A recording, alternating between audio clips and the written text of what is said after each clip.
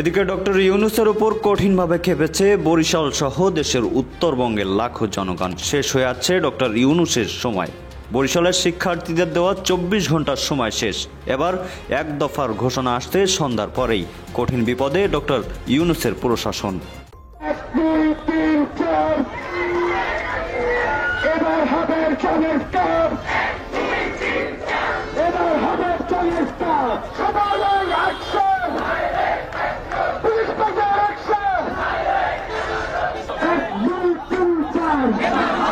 দর্শক যে যেখানে আছেন আশা করি ভালো আছেন। দর্শক এই মুহূর্তে পাওয়া সব থেকে গরম সংবাদ আসছে এক দফা। কি দরকার ছিল বরিশালে কালকে সেনাবাহিনী দিয়ে এরকম লাঠিপেটা করা? সাধারণ শিক্ষার্থীরা যেহেতু ন্যায্য একটা দাবি নিয়ে সরকারের কাছে আবদার করেছিল, সেই আবদারটি পূরণ না করে অযথা ফালতুই লাঠিপেটা করা হয়েছিল বরিশালে। সেখান থেকে 24 ঘন্টার আলটিমেটাম দিয়েছিল, যদি স্বাস্থ্য উপদেষ্টা তাদের সাথে গিয়ে কথা না বলে তাহলে তারা ভয়ঙ্কর কিছু করতে পারে। দর্শক, এসব কথা শোনার পরে ডক্টর ইউনূস সুস্থ কোনো জবাব না দিয়ে তাদেরকে লাঠিপেটা করলো সেনাবাহিনীর মাধ্যমে, ঠ্যাক দেওয়া হলো। এবার ঠেলা সামলাও। এবার আবারও কঠিন আলটিমেটাম দিয়ে বলেছে, আমাদের এই 3 দফা যদি দাবি আদায় না হয় বরিশাল থেকে এক দফার ডাক দেওয়া হবে। দর্শক, কি হচ্ছে বরিশাল, কি ঘোষণা দিয়েছে, কথা না বাড়ি চলুন দেখে আসি। আশা করি সঙ্গেই থাকবেন।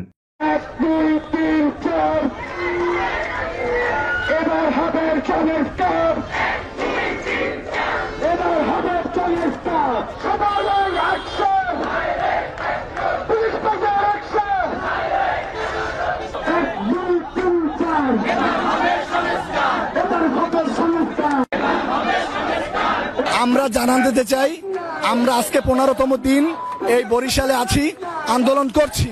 আমরা শেরেবাংলা মেডিকেল হাসপাতাল সামনে আমরা 10 দিন আন্দোলন করছি এবং 5 দিন এই বরিশাল ব্লকেট আন্দোলন করছি। এখনো পর্যন্ত আমাদের স্বাস্থ্য উপদেষ্টা আমাদের কোনো আশ্বাস দেয় নাই। আমাদের দাবি, আমরা স্বাস্থ্যখাতের উন্নতি চাই, সিন্ডিকেট দূর করতে চাই। আমাদের কোনো দাবি আদৌ পর্যন্ত মানা হয় নাই। আমরা রাজপথের জন্য আছি। আমাদের এই রাজপথে নামার পরে আমাদের সেনাবাহিনীতে আক্রমণ করা হয়েছে ষড়যন্ত্রের মাধ্যমে এবং বাহিরের আরো ষড়যন্ত্র দিয়ে আমাদের এই আন্দোলনকে ভাঙচুর করার চেষ্টা করতেছে। আমরা ওই সব বাধা বিপত্তি দূরে রেখে আমরা এই আন্দোলনকে বাস্তবায়ন করছি এবং চালিয়ে যাচ্ছি। আমাদের কথা একটাই, আমাদের এই আন্দোলন যতদিনে মেনে নেওয়া না হবে, আমাদের যে দাবিগুলো মেনে নেওয়া না হবে, ততদিন পর্যন্ত আমরা এই রাজপথে থাকবো, থাকবো। এইটাই কথা। আপনারা সবাই জানেন আজকে 15তম দিন আমাদের কর্মসূচি চলতেছে। কালকে 14তম দিনে যখন আমাদের কর্মসূচি শেষ করে আমরা যখন বাসায় ফেরার পথে, তখন তৃতীয় এক দল কিন্তু আমাদের উপর হামলা করে। হামলা করার পরে কিন্তু আমাদের ভাইরা অনেকে কিন্তু অসুস্থ, অনেকে কিন্তু মেডিকেলে ভর্তি, সেটা আমরা সবাই জানি।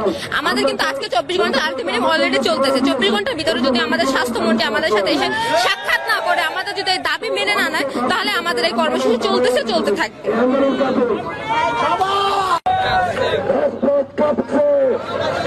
আমরা আজকে 15 দিন ধরে রাজপথে রয়েছি এবং গতকালকে আমাদের ভাই বোনদের উপর হামলা হয়েছে, তার তীব্র নিন্দা ও প্রতিবাদ জানাই। সেই সাথে বিচার চাই। যারা হামলা করেছে তাদেরকে আইনের আওতায় নিয়ে আসতে হবে এবং আমরা এই রাজপথ থেকে আমাদের বিকাল 4টায় প্রেস ব্রিফিং রয়েছে। আমরা স্পষ্টভাবে জানিয়ে দিতে চাই, স্বাস্থ্য উপদেষ্টাকে এই বরিশালে আসতে হবে, তাকে বাস্তবে দেখতে হবে, দেখে তাকে সংস্থান করতে হবে। এর বাইরে তিনি যদি ভুংচুং করে, তাইলে আমরা 3 দফা থেকে 1 দফায় চলে যেতে বাধ্য হব। আমরা 1 দফায় চলে যেতে বাধ্য হব, এটাও লাউড অ্যান্ড ক্লিয়ার। আমরা ভোগান্তিতে আছি, ঠিক আছে, কিন্তু ছাত্ররা যে আন্দোলনটা করতেছে, মেডিকেলের যে বিষয়টা বলল, এটা আসলে আমিও সাপোর্ট করি। কারণ অনেক আপনার যারা গরিব বা নিরীহ কোয়ালিটি বা কোম্পানিতে যারা জব করেন, সামান্য টাকায় জব করেন, দেখা যায় তাদের ছুটির একটা বিষয় আছে, দৈনিক মজুরির একটা বিষয় আছে। তাদের সব চিন্তা ভাবনা করে সপ্তাহে একদিন শুক্রবার, সেদিন যদি মেডিকেলে একটু সেবার ভালো ব্যবস্থা থাকে বা প্রস্তুতি থাকে, তাহলে তারা একটা ভালো সেবা পাবে। তারা তো সব সময় এসে সেবা নেওয়ার মতো সুযোগ হয় না, সব ধরনের কোম্পানি তাদেরকে সেই সুযোগটা দেয়ও না, ঠিক আছে। তো ওনারা আন্দোলন করতেছে, এটা কতটুকু যুক্তিসঙ্গত যে কার্যকর হবে এটা আমরা বুঝতেছি না। এই জন্য, কারণ তারাই ভালো বুঝে, যেহেতু তারা রাস্তায় নামছে, আন্দোলন করতেছে, হয়তোবা কিছু একটা হবে, না হবে যে এমন কিছু না, হওয়ার সম্ভাবনাটাই বেশি।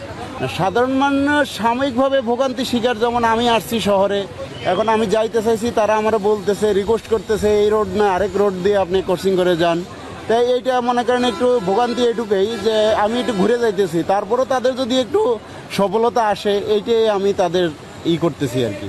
অবশ্যই আমরা ভোগান্তি শিকার হচ্ছি, কারণ আমাদের মা বাবা ভাই বোনের গাড়ি ছাড়া আমরা হেঁটে যাচ্ছি এখন, এতে আমাদের কষ্ট হচ্ছে না? এদের তো বাবা মা ভাই বোন এখান থেকে যাতায়াত করতে পারে, আত্মীয় স্বজন, কিন্তু এরা তো এটা বুঝতে পারছি না। কথা বুঝছেন? বুঝতে না পারলে তার কিছু করে না। দেখেন এই গাড়িগুলো আসতে যাচ্ছে, ফিরিয়ে দিচ্ছে, এগুলো তো ঠিক না। ঠিক আমাদের তো ভোগান্তি, গরমের ভিতরে কত কষ্ট করে আমরা হেঁটে যেতিস। জনগণের ভোগান্তি হয়, তাহলে সেই ধরনের কর্মসূচি না রাখাই ভালো। এমন কর্মসূচি দেওয়া উচিত যার জনগণের ভোগান্তিও না হয়, ওই তারা যা চায়। দর্শক, এই বিষয়ে আর একটু জেনে নিতে চাই, কাউসার হোসেন আছেন। একটু পরিস্থিতি জানতে চাই এই মুহূর্তের আন্দোলনকারীদের দাবিগুলো ঠিক কি নিয়ে, অবরোধ যে ভোগান্তি, এগুলো নিয়ে সাধারণ মানুষের প্রতিক্রিয়া কি? শাওন, 3 দফা দাবিতে চতুর্থ দিনের মতো আছে নতুল্লাবাদ অর্থাৎ বরিশাল কুয়াকাটা যে মহাসড়কটি রয়েছে সেই সড়কে অবস্থান নিয়েছে আন্দোলনকারীরা। এবং আন্দোলনকারীদের আসলে যে দাবিগুলো রয়েছে তার মধ্যে প্রথম দাবি হলো যে বরিশাল শেরেবাংলা মেডিকেল কলেজ হাসপাতাল সহ সারা বাংলাদেশে যে সরকারি হাসপাতালগুলো রয়েছে সেখানে আসলে অব্যবস্থাপনা রয়েছে, দালালদের আধিক্য রয়েছে এবং সেখানে চিকিৎসকদের সাথে যে ডায়াগনস্টিক সেন্টারগুলো রয়েছে সেই ডায়াগনস্টিক সেন্টারগুলোর একটি সিন্ডিকেট রয়েছে এবং সেই সিন্ডিকেট ভেঙে একটি সুষ্ঠু ব্যবস্থাপনার মধ্য দিয়ে সরকারি হাসপাতালগুলো পরিচালনা করতে হবে। এটা হলো তাদের প্রধান দাবি। এবং এখানকার যারা আন্দোলন করছেন তারা বলছেন যে একটি টাস্ক ফোর্স গঠন করতে হবে, অর্থাৎ বিভিন্ন মহলের ছাত্র জনতা বা প্রশাসন বিভিন্ন জায়গার প্রতিনিধিদের নিয়ে একটি টাস্ক ফোর্স গঠন করতে হবে যারা আসলে পুরো স্বাস্থ্য সেবা প্রক্রিয়াটি তদারকি করবেন। এবং তাদের যে দাবি দাবাগুলো রয়েছে এই দাবি দাবাগুলোর যে বাস্তবায়ন, একটি সুপরিকল্পিত একটি পরিকল্পনা চাচ্ছেন যারা তারা, এবং সেই পরিকল্পনাটি আসতে হবে স্বাস্থ্য উপদেষ্টার মুখ থেকে। এবং তারা বলছেন যে স্বাস্থ্য উপদেষ্টাকে বরিশালে আসতে হবে এবং যারা আন্দোলন করছে প্রায় 2 সপ্তাহ ধরে সেই আন্দোলন স্থানে আসতে হবে এবং তিনি সুনির্দিষ্টভাবে যে সরকারের যে পরিকল্পনা আছে সেটি বলবেন। সেটি না বলা পর্যন্ত আসলে তাদের এই আন্দোলন চলবে। এবং এই আন্দোলনের কারণে কিন্তু আসলে সাধারণ মানুষ যারা আছেন তারা ভোগান্তিতে পড়েছেন এবং এই সড়ক থেকে যান চলাচল বন্ধ রয়েছে। যদিও আজ প্রশাসনের উদ্যোগে দূরপাল্লার বাসগুলো নগরীর মধ্য দিয়ে ঘুরিয়ে দেওয়া হচ্ছে, তবে সরাসরি যে চলাচল সেটি বন্ধ রয়েছে এবং ভোগান্তি আছে। যদিও শেরেবাংলা মেডিকেল কলেজ কর্তৃপক্ষ একটি সংবাদ সম্মেলন করে জানিয়েছেন যে শিক্ষার্থীদের যে দাবি দাবাগুলো রয়েছে সেই দাবি দাবাগুলো 1 থেকে 3 মাসের মধ্যে তারা পূরণ করবেন। শাওন।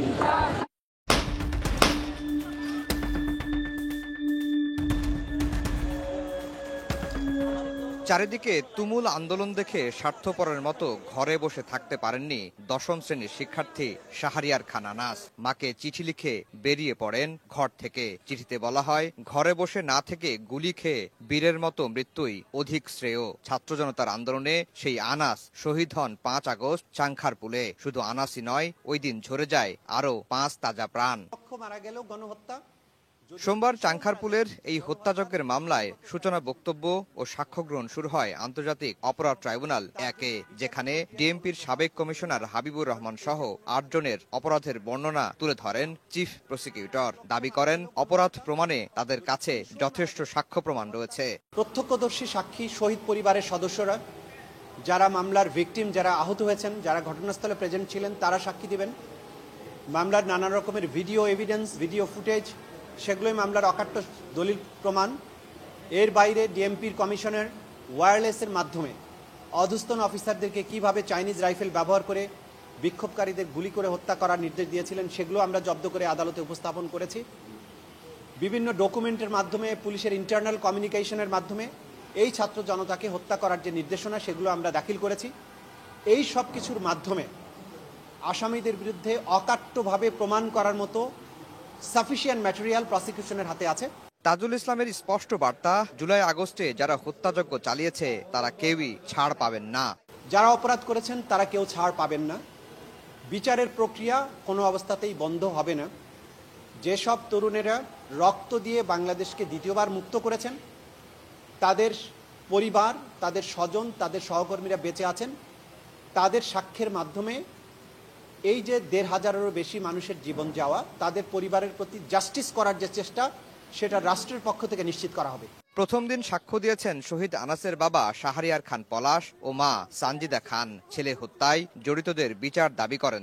তো দর্শক দেখলেন খুব গুরুত্বপূর্ণ প্রতিবেদন। এতক্ষণ আমাদের সাথে থাকার জন্য সবাইকে ধন্যবাদ জানাচ্ছি। দেখছিলেন আন্তর্জাতিক আদালত ট্রাইব্যুনালের চিফ প্রসিকিউটর তাইজুল হোসেনের মুখ থেকে যে নতুন করে যে সাক্ষ্য গ্রহণ করা হয়েছে একজন শহীদের মার কাছ থেকে, সে বিষয়ে কিছু আলাপনা শুনছিলেন।